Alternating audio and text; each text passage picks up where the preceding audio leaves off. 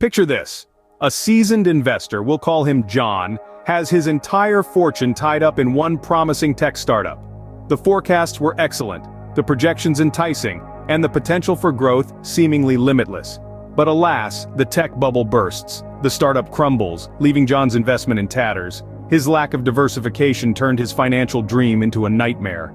Now you might be wondering, what is this diversification? Think of it as a buffet spread.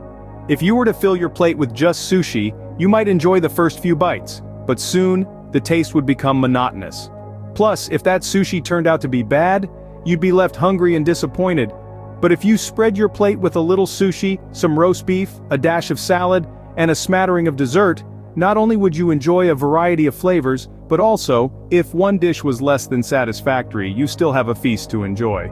Diversification in investment is very similar. Instead of placing all your bets on one stock or asset, you spread your investments across a variety of asset classes, industries, and even geographic regions. By doing so, you're not putting all your eggs in one basket. If one industry takes a hit, you have others to fall back on. If one geographic region faces economic instability, your investments in other regions keep your portfolio robust.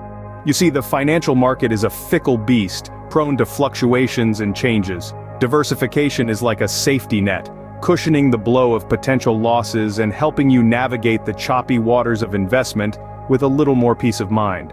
But remember, diversification isn't just about spreading your investments thin, it's about thoughtful, strategic allocation of resources, keeping in mind the potential risks and rewards of different asset classes, industries, and regions. It's about balance, about not putting too much weight on one side of the scale.